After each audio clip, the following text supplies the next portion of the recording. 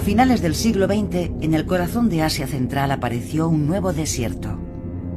Hace solo 40 años, este páramo de arena que se extiende hasta el horizonte estaba cubierto de agua. Planeta Arena.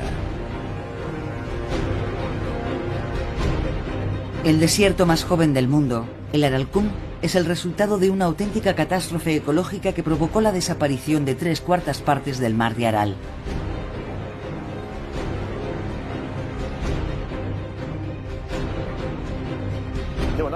La desecación del mar de Aral fue la mayor catástrofe medioambiental del siglo XX.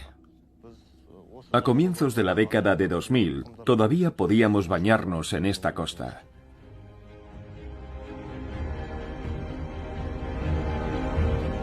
Los científicos estudian de cerca los trastornos climáticos y medioambientales que la formación de este nuevo desierto sigue provocando.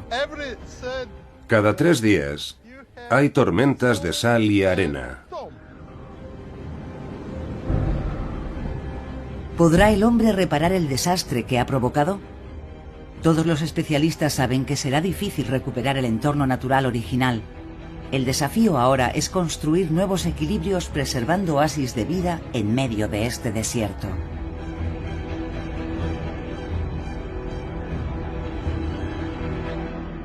Aralkum, el desierto más joven del mundo.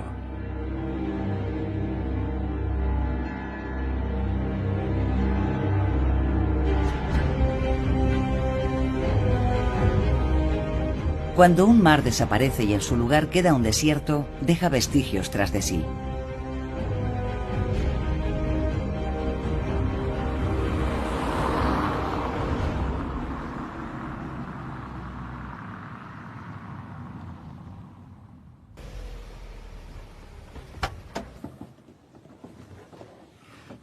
Nikolai Aladín lleva más de 30 años luchando contra el avance del desierto de Aral.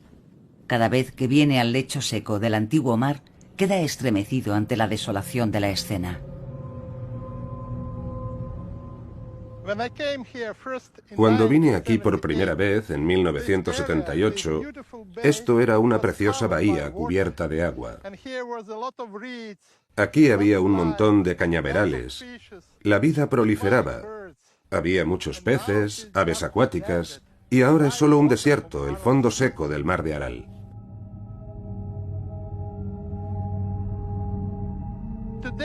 Hoy, la costa norte del mar de Aral se encuentra a unos 25 kilómetros de distancia de aquí.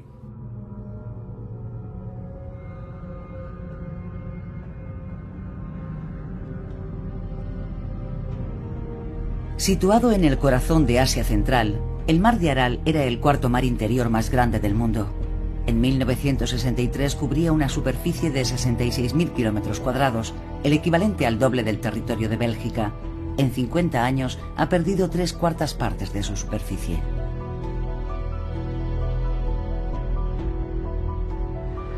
El ambicioso proyecto de irrigación de los campos de algodón de Asia Central, lanzado en la época soviética, fue la principal causa de esta inexorable desecación. Para cultivar el oro blanco del algodón, lo que requiere una gran cantidad de agua, se excavaron numerosos canales de irrigación a lo largo de los ríos Amu Daria y Sirdaria. Fue así como en el transcurso de varias décadas su caudal se redujo 10 veces. En su tramo final, cerca del mar, los ríos quedan a menudo reducidos a pequeños brazos de agua.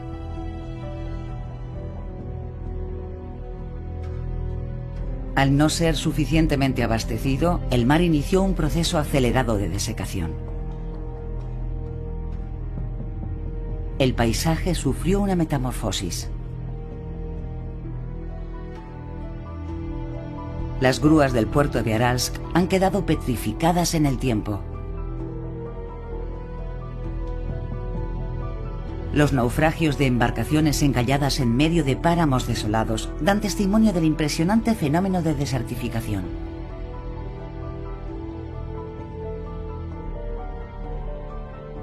Estas estructuras oxidadas sirven de refugio a las manadas de caballos que vienen en busca de un poco de sombra.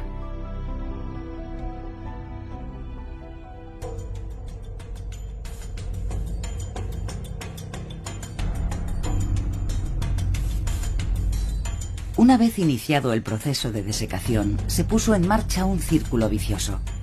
La superficie de agua, en retroceso, generaba menos condensación y, por consiguiente, menos precipitaciones. Sobre el desecado lecho marino se formó una espesa corteza de sal. La sal concentrada impregna el aire y esteriliza el suelo.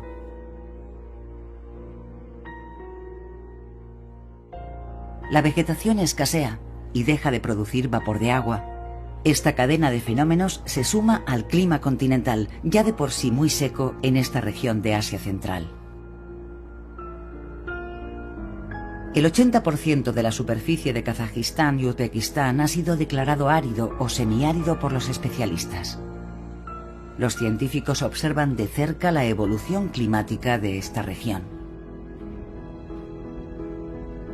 El profesor Aladín se dirige a la estación meteorológica de Aralsk para reunirse con su director y recabar algunos datos con él.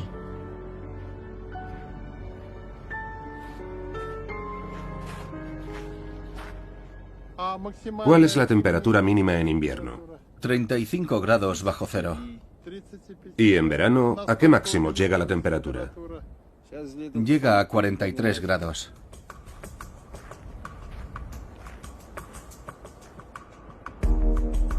La oscilación térmica entre las estaciones continúa aumentando. El mar ya no tiene un efecto atemperador. La temperatura media en el periodo estival ha aumentado hasta 6 grados en algunas zonas en solo 40 años. Los rayos más intensos del sol han tenido un efecto en la temperatura del suelo y no solo en la superficie. Esos son termómetros que miden la temperatura del subsuelo. Este es el más profundo. Está a 2,40 metros. Vamos a ver qué temperatura indica. 19,6.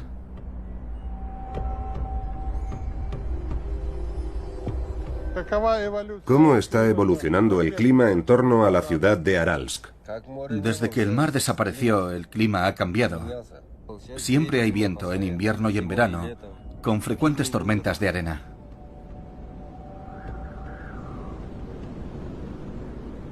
Cuando la velocidad del viento supera los 55 km por hora, lo que equivale a un viento de fuerza 7, el Instituto Climatológico Nacional de Kazajistán lo registra estadísticamente como tormenta de arena.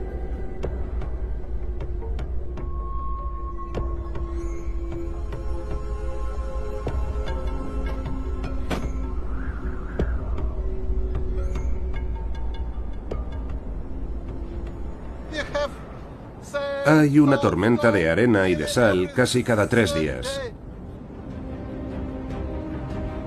Esta zona de suelo marino a cielo abierto se ha convertido en un túnel de viento gigantesco que transporta 200.000 toneladas de partículas de sal y arena cada día.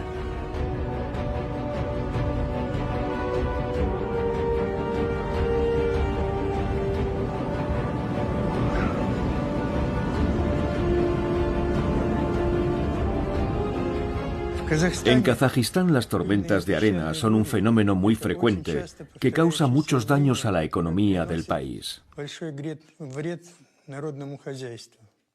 Por eso llevamos realizando experimentos en nuestro instituto desde hace 40 años. En el Instituto de Investigación Climatológica y Ecológica de Almaty, el profesor Oleg Semenov y su equipo analizan cómo se forman y se desplazan las tormentas de arena. En Kazajistán hay muchos depósitos enormes de arena. Estas muestras proceden de diferentes regiones y podemos ver que los granos de arena son de tamaños y colores diferentes. Esta muestra fue recogida en el lecho marino seco del mar de Aral. Ahora voy a analizar esta arena para averiguar su capacidad de dispersión. Voy a ponerla en este aparato que nos dará una idea del tipo de grano del que está constituida, tamizándolos de acuerdo a su tamaño.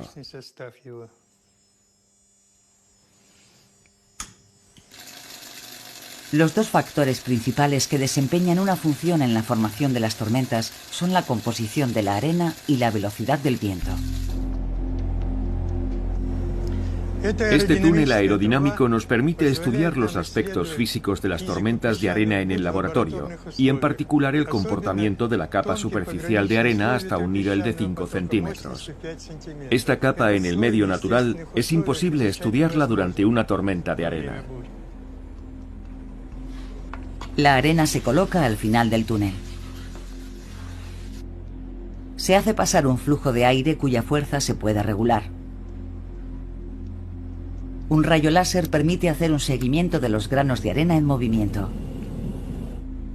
Unos sensores colocados en diferentes puntos del túnel recogen datos como la concentración de partículas de arena, su tamaño, altitud y velocidad de desplazamiento. El experimento permite medir, de acuerdo a la velocidad del viento, el tamaño de las partículas de arena que son arrastradas, su densidad a diferentes alturas por encima del suelo, la masa total de arena transportada y la distancia media de desplazamiento.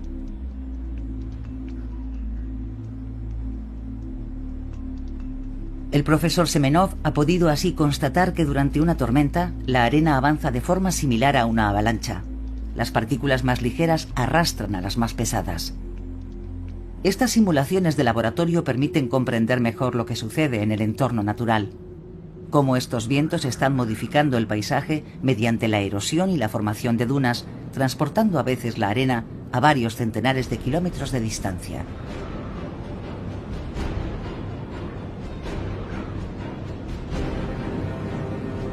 Si los vientos de arena tienen importantes consecuencias sobre la naturaleza, también las tienen sobre la población de la región.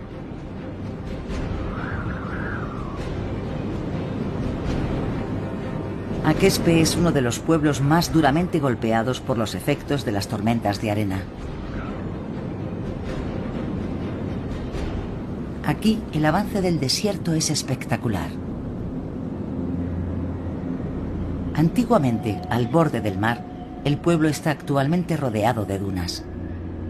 Algunas casas empiezan incluso a ser engullidas por la arena.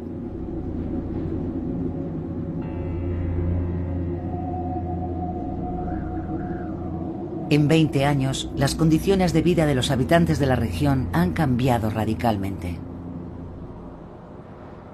El impacto humano de la desecación del mar de Aral está siendo estudiado por algunos científicos que en ocasiones trabajan sobre el terreno para recoger testimonios directos. Tetsuro Chida, historiador en la Universidad de Hokkaido, visita regularmente a los habitantes de Akespe. Hola, Tasbola Tata. ¿Cómo estás? Muy bien. ¿Estás arreglando las redes? Bueno, ¿hay peces? Sí, es fantástico. Hemos encontrado peces, percas. ¿Percas? Eso es un pez caro, ¿verdad? Sí, lo pagan bien. En contra de lo que pudiera esperarse, en este pueblo sitiado por la arena, algunos habitantes no han renunciado a la pesca. Hasta mediados de los años 70, Akespe vivía gracias a esta actividad. Llegó a haber en funcionamiento 3 conserveras de pescado. Cuando el mar retrocedió, 3/4 partes de los habitantes se marcharon. Solo unas cuantas familias permanecieron a pesar de la hostilidad del entorno. Para los aldeanos que no se quisieron marchar, el ganado se convirtió en un recurso indispensable.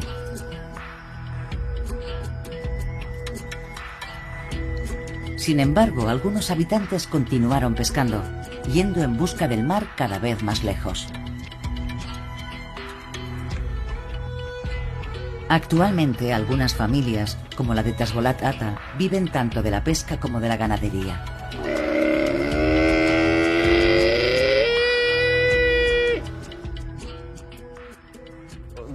¿Cuál es el principal recurso? ¿La pesca o los camellos? Los camellos. ¿Cuántos camellos tienes? Unos 15, quizás 20. ¿Crees que en el futuro los recursos de la pesca serán superiores? Si el mar regresa, serán superiores. El regreso del mar podría no ser un sueño tan irreal como parece, ya que desde hace varios años el mar se ha ido acercando de nuevo a Akespe.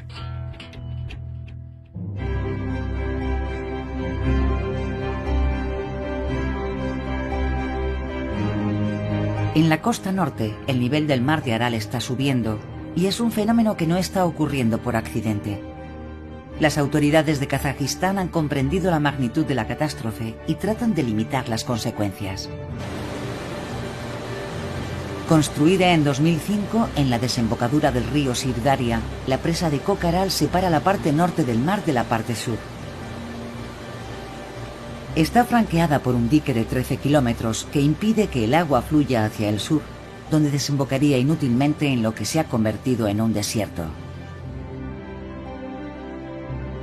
El objetivo es salvar al menos parte del mar, creando un muro de contención que permita concentrar el agua en el norte.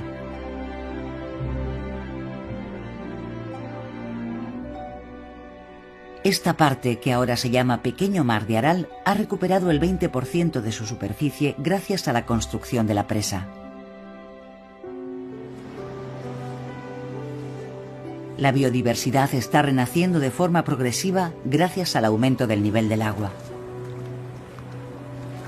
Las zonas húmedas de las marismas, esenciales para el equilibrio de los ecosistemas de la región, llevan ganando terreno desde hace varios años.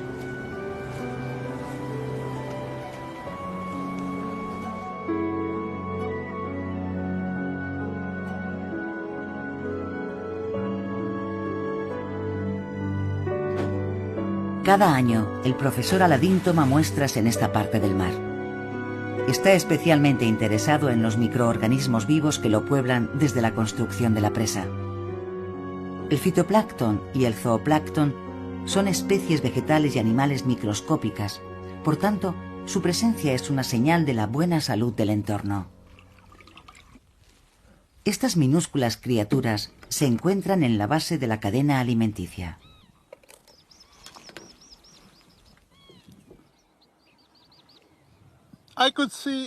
Podemos ver mucho zooplancton y también fitoplancton. El zooplancton está representado aquí por numerosos copépodos. Vemos también muchos cladóceros. Y además hay también protozoos. Estos organismos son indispensables como punto de partida de la cadena alimenticia. En esta parte la vida prolifera y es rica en biodiversidad gracias a su más baja salinidad.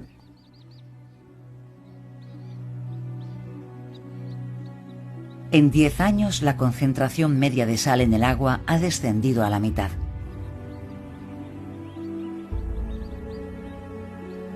Los cañaverales y una amplia variedad de plantas acuáticas se han multiplicado en las aguas poco profundas reconquistadas de nuevo por el mar. Ofrecen un hábitat favorable para los peces y para numerosas especies de aves.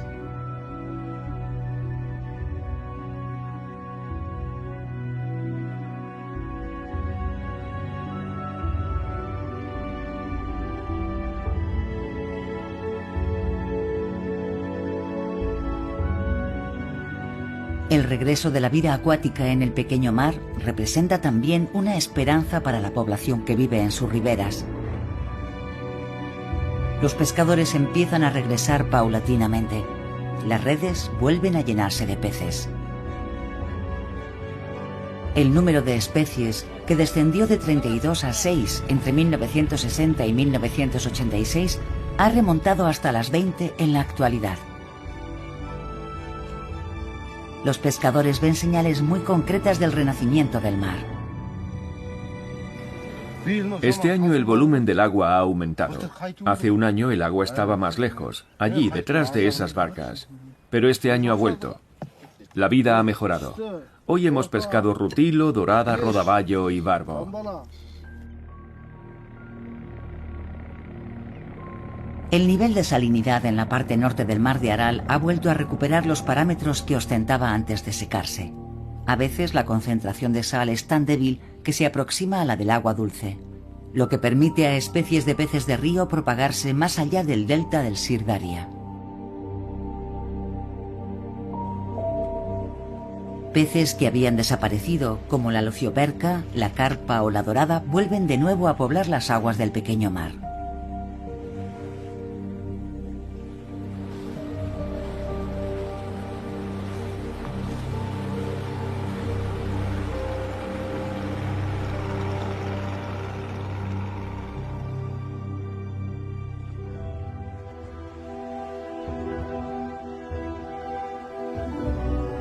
Para estabilizar el nivel del mar, con independencia de los impactos estacionales y optimizar el suministro de agua del Sir Daria, se ha llevado a cabo otro gran proyecto hidrográfico.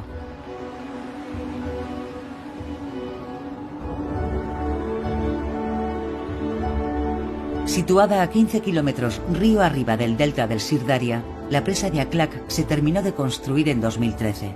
Permite regular el flujo del agua del río y canalizar mejor su cauce.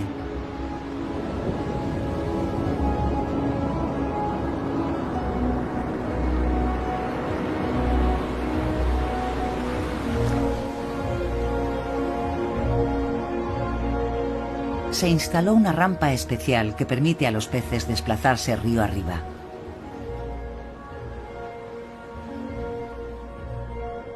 Esta presa ha permitido también la creación de depósitos de agua para los pueblos del entorno.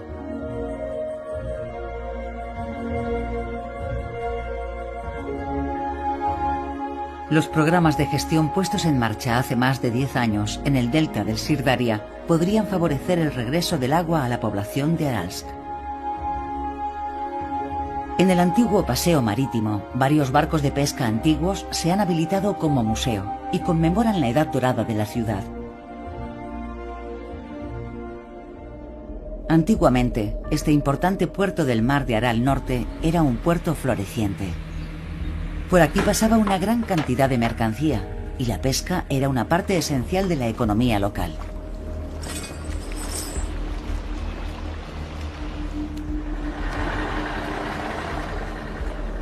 Desde que el mar se secó, Aralsk ha ido declinando con el paso de las décadas. Hoy es una ciudad polvorienta situada en medio de una estepa árida.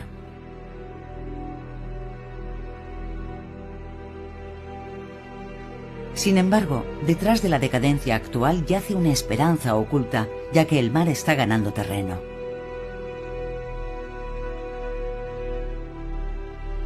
Hace 10 años, el mar había retrocedido a más de 100 kilómetros de Aralsk.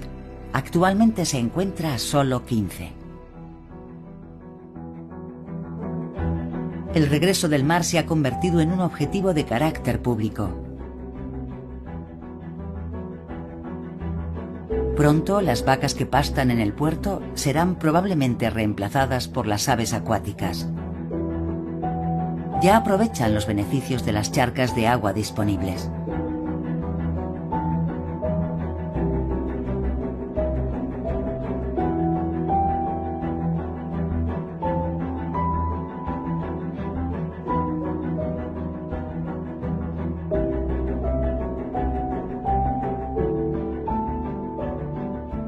A medida que el mar se acerca, la vida va regresando poco a poco.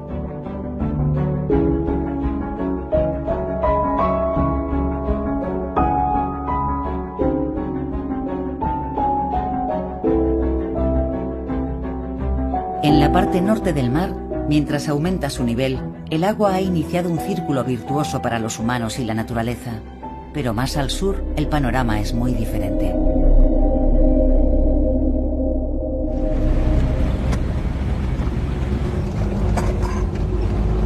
Aquí, solo las conchas semienterradas en la arena seca nos recuerdan la presencia del mar.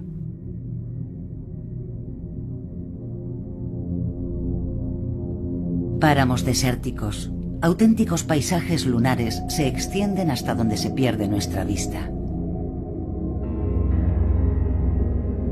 Aquí ya no hay esperanza de ver el regreso del agua. A partir de ahora, el desafío es limitar el impacto de la desertificación.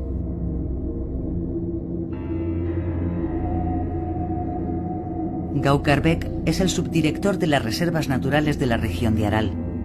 Junto al Instituto de Geobotánica de Almaty está coordinando sobre el terreno un amplio programa de vegetalización del desierto de Aral. El nivel del agua cayó en los años 90. Como la desecación es reciente, la concentración de sal en la tierra es todavía muy alta.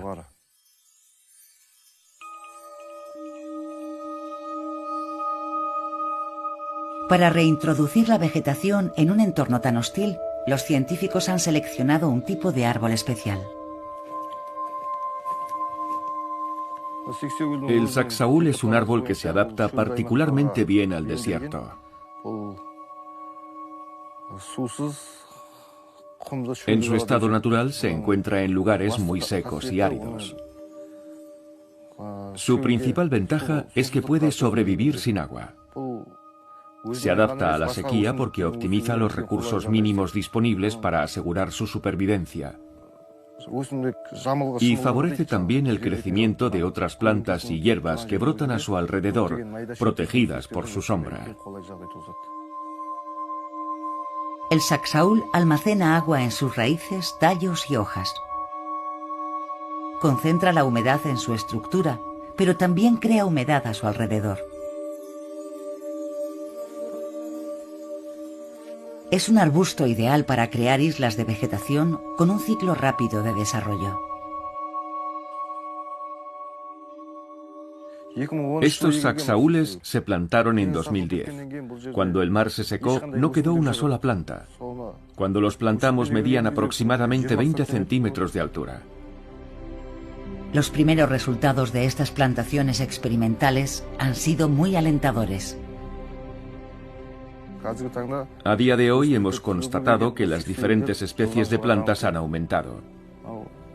Los saxaules se desarrollan año a año. Sus semillas caen y se diseminan. Estas semillas sembradas de forma natural permiten el crecimiento de nuevos árboles. Extendiéndose paulatinamente, los saxaules impiden que el polvo se disemine cuando el viento es fuerte. Estos arbustos con raíces muy profundas ayudan a combatir la erosión, consolidando el suelo arenoso.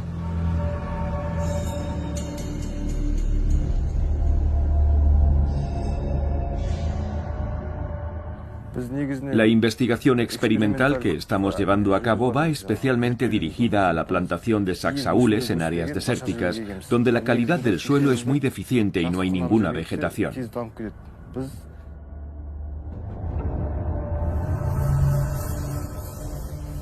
El objetivo es plantar un número suficiente de parcelas para iniciar un proceso natural de vegetalización que se expanda fuera de ellas.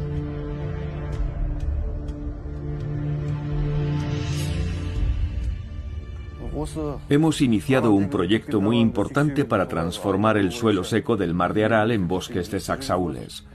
Para luchar contra el avance del desierto debemos plantar miles de árboles en el antiguo lecho marino. Somos conscientes de que requerirá un enorme esfuerzo cultivar bosques completos en un lugar tan árido. Pero creemos que la iniciativa dará resultado y los árboles crecerán.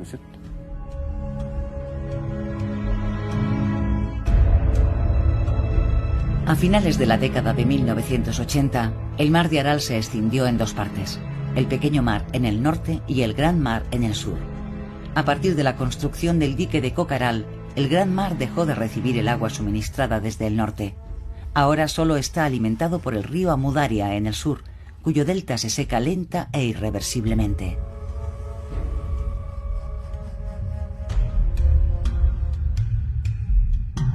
Entre 1960 y 2005, el nivel del Gran Mar ha descendido una media de 23 metros. Si la superficie y la profundidad de las aguas caen por debajo de un cierto punto, el proceso de desecación resulta casi imposible de detener.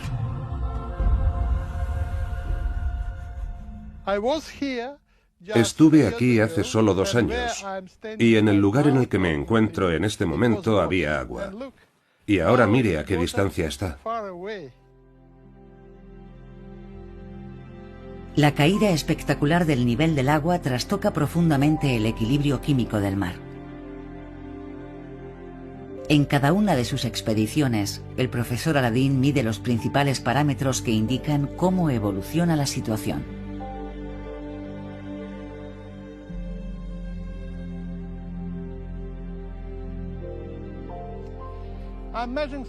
Estoy midiendo la salinidad. Aquí el aparato indica 164 microsiemens. Eso equivale a una tasa de sal de más de 100 gramos por litro. En los océanos, la salinidad media es de unos 35 gramos por litro. Se trata de un entorno crítico al que muy pocos organismos vivos pueden adaptarse. Entre las criaturas que viven en esta parte del mar de Aral están las artemias. Estas diminutas criaturas se distinguen por las masas de color rosáceo que forman en el agua o junto a las orillas.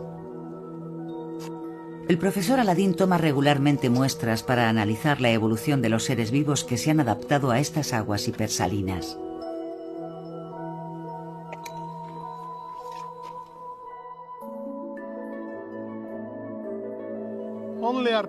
Solo las artemias y algunas algas y bacterias resistentes a la sal sobreviven aquí. La cadena alimenticia es muy limitada.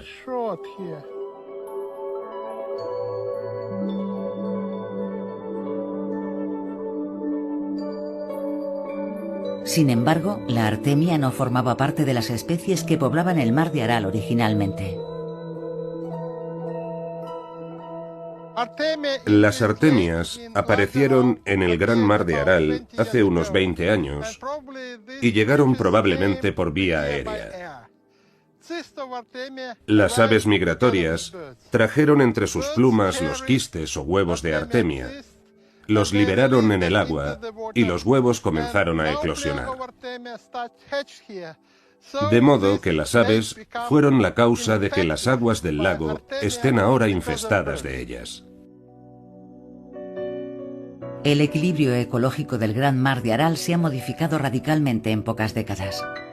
Su transformación en un infierno salino ha favorecido el desarrollo de pequeños crustáceos extremófilos que son el único alimento disponible para las aves. Las especies endémicas de peces han desaparecido. La vida acuática ha quedado reducida a colonias de diminutos crustáceos.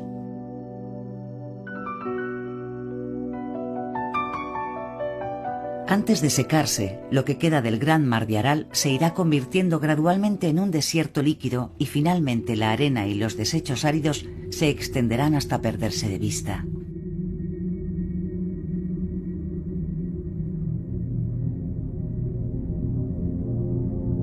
En la parte meridional, donde el desierto gana terreno rápidamente, la sequía se está volviendo cada vez más amenazadora para la población que vive en esta región. Aquí, el acceso al agua se ha convertido en un problema acuciante. El nivel de la capa freática ha descendido de manera alarmante y los pocos manantiales que abastecen a las aldeas tienen una concentración cada vez mayor de sal.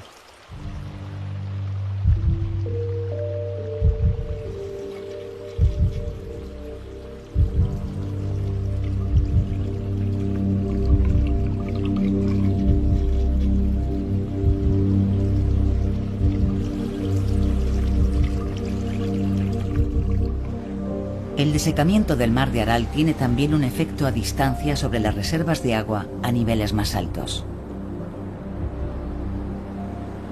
Los vientos cargados de sal del desierto de Aral chocan contra las montañas de Tian Shan, donde nacen los ríos Amu Daria y Sir Daria.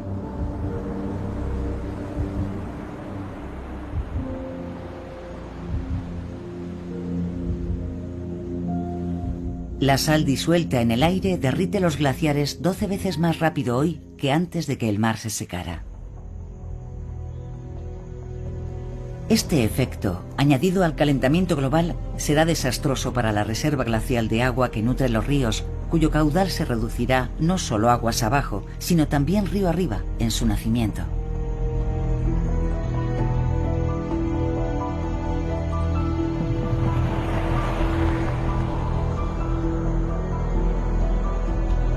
Aunque el futuro sea sombrío, una mirada al pasado muestra que la historia de este mar ya ha estado marcada por espectaculares episodios de desecamiento.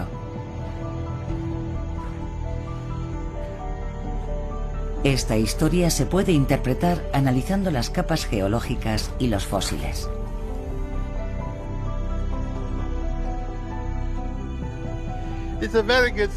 Es una piedra muy interesante porque nos cuenta la historia de esta zona y es un enclave esencial para entender el pasado de este mar. En esta piedra he detectado conchas fosilizadas de ostrácodos. Estos microcrustáceos son organismos muy comunes en todos los mares del mundo.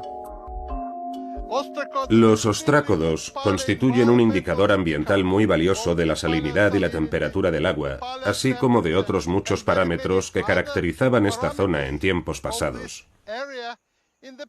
Es importante conocer las condiciones que reinaban en otro tiempo. Si queremos hacer previsiones sobre el futuro de la zona, necesitamos conocer los antecedentes y todo queda registrado en estas capas geológicas.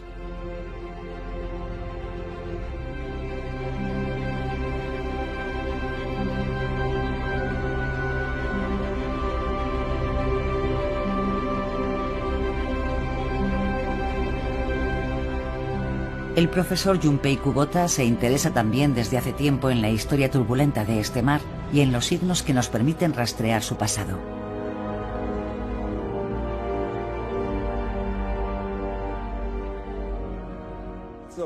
Durante un periodo de tiempo que va desde hace menos de 2000 años hasta la actualidad, sabemos que el mar de Aral ha vivido 4 episodios importantes de desecamiento.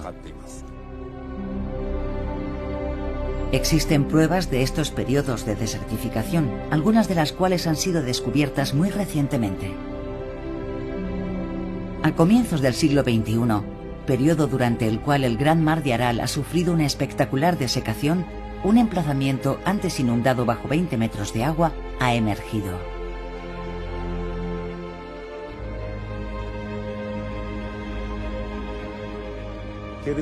El enclave de Kerderi fue descubierto de forma completamente casual por un pescador.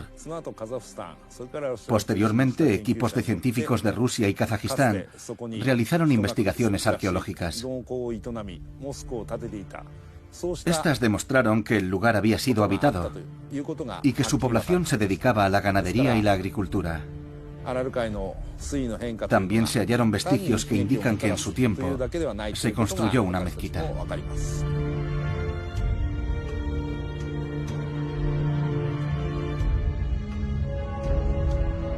El descubrimiento de este enclave medieval del siglo XIII demuestra que entonces el nivel del mar era comparable al de ahora y que algunas poblaciones se habían establecido en el lecho seco del mar.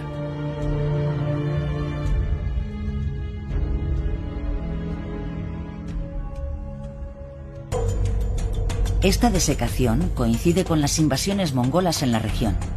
Según historiadores y geólogos, la destrucción de diques y canales de drenaje por los mongoles en el delta de la Amudarya desviaron el curso del río hacia el mar Caspio, de modo que dejó de alimentar al mar de Aral. Más tarde, cuando los diques fueron reconstruidos, el nivel del mar subió otra vez y Kerderi quedó anegado por las aguas.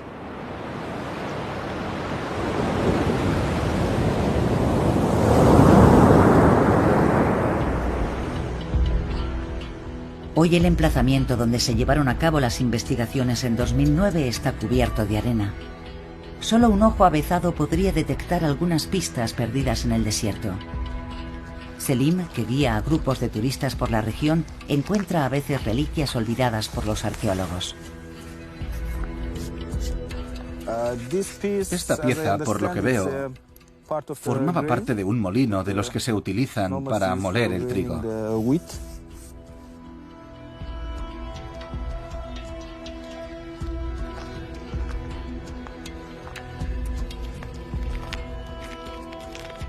La mayoría de los objetos fueron transferidos a los museos por los arqueólogos. Solo estos pequeños vestigios han quedado visibles sobre el antiguo lecho marino. En el desierto de Aral, estos restos medievales conviven con otros, mudos testigos de la última retracción del mar en el siglo XX.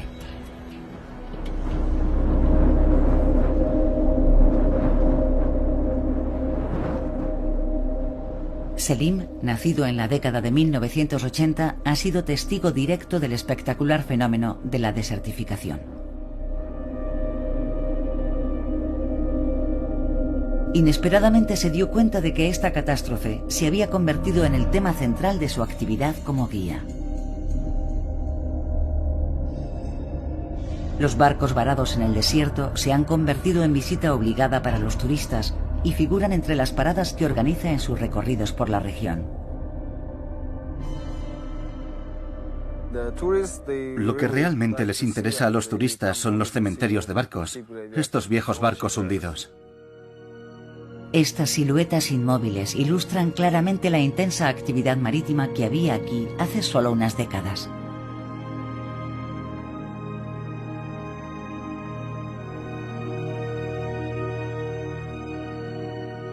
Alrededor de Aralsk, en la década de 1960, había cerca de un centenar de barcos de pesca como este.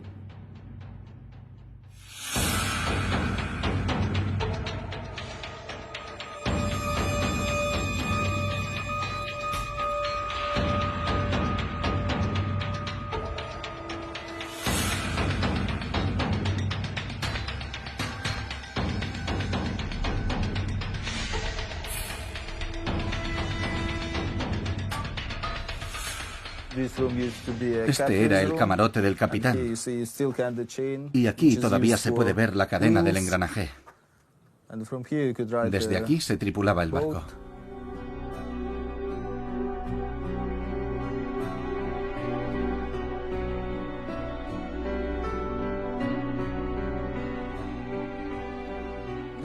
Aquí está el ancla del barco hundido que hay a mis espaldas. Puedo calcular que aquí debía de haber una profundidad de unos 17 metros, porque la longitud de la cadena del ancla es de unos 51 metros. Por lo general, la cadena solía tener una longitud 3 veces superior a la profundidad del mar.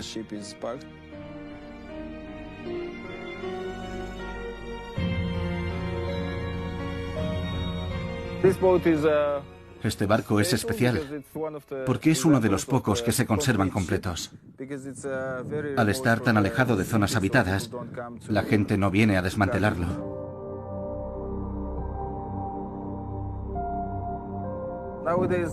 Hoy en día, la mayoría de los buques acaban desguazados en pequeñas piezas que los lugareños se llevan para venderlas como chatarra. Pronto, Selim tal vez ya no tenga un cementerio de barcos que enseñar a los visitantes. Los esqueletos oxidados de los buques, últimos testigos de la presencia del mar, van desapareciendo lentamente.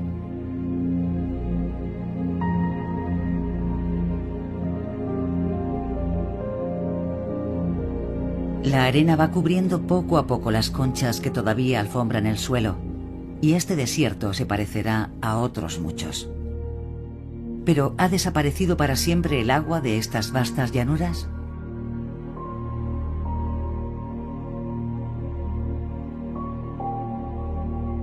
Si el mar regresó después de otros periodos de desecamiento ocurridos en el pasado, ¿por qué no habría de hacerlo ahora?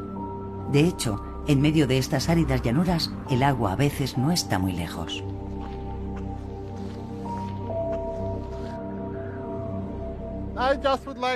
Me gustaría llamar su atención sobre la vegetación que puede verse en esa ladera.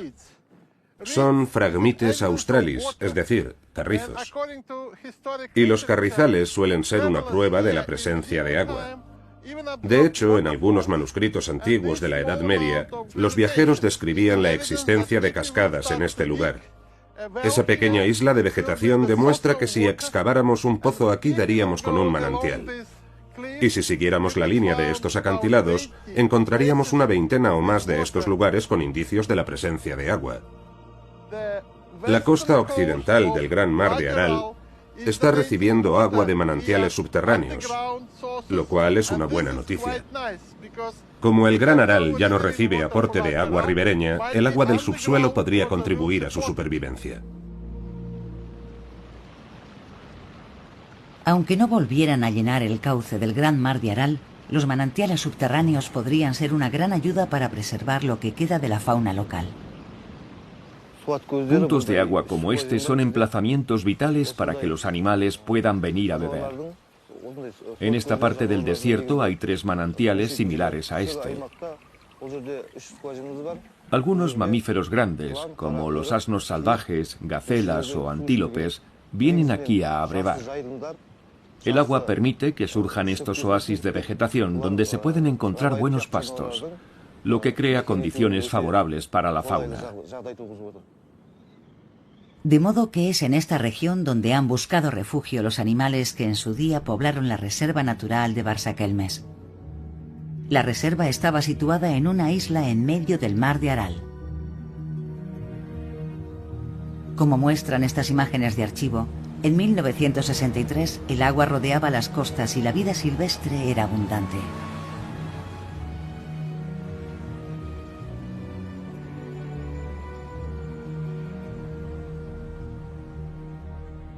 Algunas décadas más tarde, el paisaje ya no es el mismo, como lo constata el subdirector de la reserva, Gaukar Bek.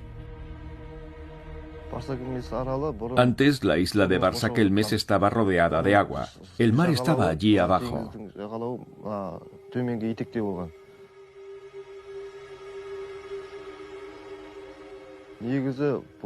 La profundidad del mar a lo largo de esta costa variaba de 16 a 24 metros.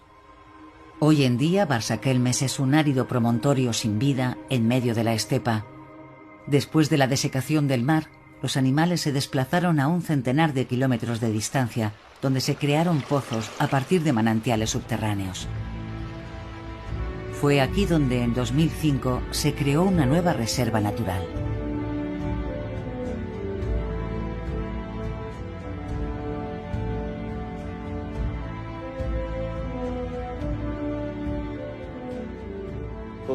Tomamos medidas para proteger y monitorizar la vida silvestre y damos los pasos necesarios para asegurar que nada perturbe a los animales. Actualmente, dentro del perímetro de la reserva hemos contabilizado 28 especies de mamíferos y más de 300 especies de plantas. La región cuenta también con 41.000 hectáreas de bosques de saxaúres.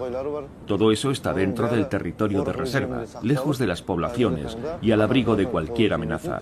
Gracias a estas iniciativas, estos espacios han recuperado su ciclo de desarrollo natural. Gaukar Bek trabaja regularmente sobre el terreno para garantizar el equilibrio del ecosistema.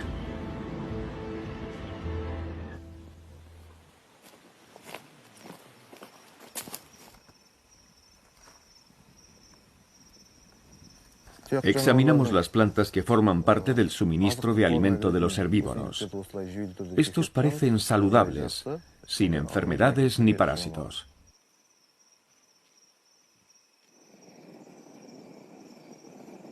Los equipos de la Reserva Natural parten cada mes para hacer un recuento de las especies más emblemáticas de la región.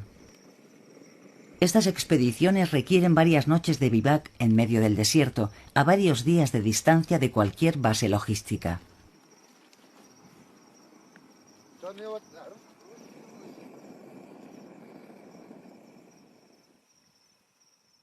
En este puesto, perdido en medio de la estepa, los hombres se turnan para estudiar los movimientos de los semiones, una rara especie de asno salvaje.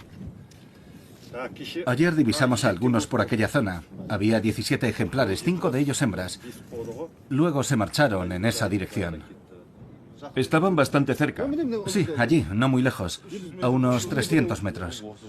Puede que sigan por esa zona. A veces se necesitan días enteros de búsqueda para localizar a estos asnos salvajes asiáticos clasificados entre las especies en peligro de extinción.